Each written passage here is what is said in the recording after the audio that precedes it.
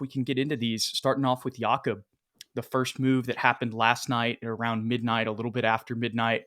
If you guys watched the stream last night, me and Ethan were joking around about how if the Spurs trade him to Toronto, do we just leave him there? And lo and behold, we see on Twitter today, that's exactly what we did. He was hanging out with Pascal last night. They went and got dinner together after the game. Everybody knew.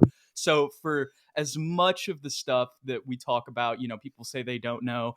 And Pop went on and had that press conference where he was like, I haven't talked to anybody. That was just Pop being Pop. Mm-hmm. Obviously, if he's hanging out with Pascal afterwards and we left him there, I feel like they definitely knew to some extent, at least going into that road trip. But yeah, what are your thoughts on that Jakob trade just to start off? I'm glad it happened. I'm glad it happened now rather than let him walk in free agency and not get anything. I think we all expected him to move on anyway. So to get a protected first, I think it's lightly protected. I think it was 1 through 6. I don't know if that's official.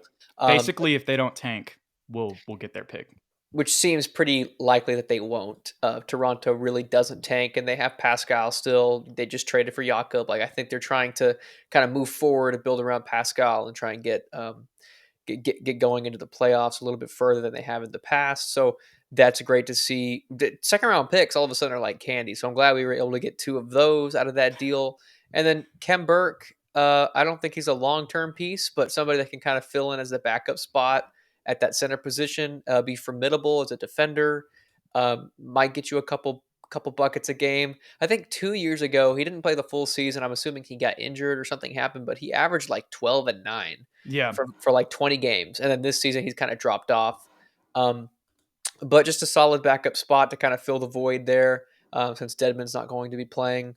I'm excited that we were able to put him back in Toronto. I think that's his home, and I think we were finally able to do right, or not finally, but we were able to do right by Jakob, who has been the utmost professional and really somebody that we've seen grow before our very eyes. So going to miss him for sure. No hard feelings at all. He's been nothing but great. And it's going to be sad to see him go, but happy to see him where he is. Yeah. I'm glad we could send him back with Spicy P so they can have that front court. I was watching the Toronto broadcast and I talked about it on last night's post game. If you want to check it out, they were basically talking about how they were super interested in him and they were going to make a bunch of deals. Even though they didn't make a bunch of deals, which was kind of surprising, Jakob was still the one that they did, which once again, go watch that post game. It wasn't surprising. Basically, they did like a whole segment on how they want him back and how they need a center in today's NBA. They were talking about a couple years ago, when the Rockets were, it might have been with Harden, but when they were kind of thriving a little bit, running a lot of 6'6" guys, it felt like the league was kind of trending that way. And since then, we've kind of been reminded that, hey, bigs are still important and you can have super versatile bigs, with the way that the game has grown. Wembanyama is example number 1. You're seeing more and more bigs who are skilled on the perimeter, which can kind of counteract, that small ball, if you will. So I kind of forgot where I was going with that.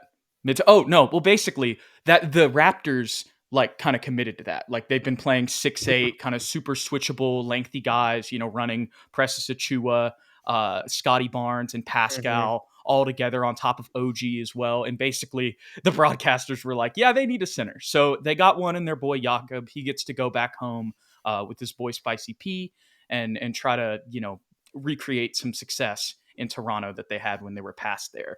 And like you said, really my main takeaway from it is, hey, we got 3 picks out of it and we're probably going to have another second rounder next year because of it.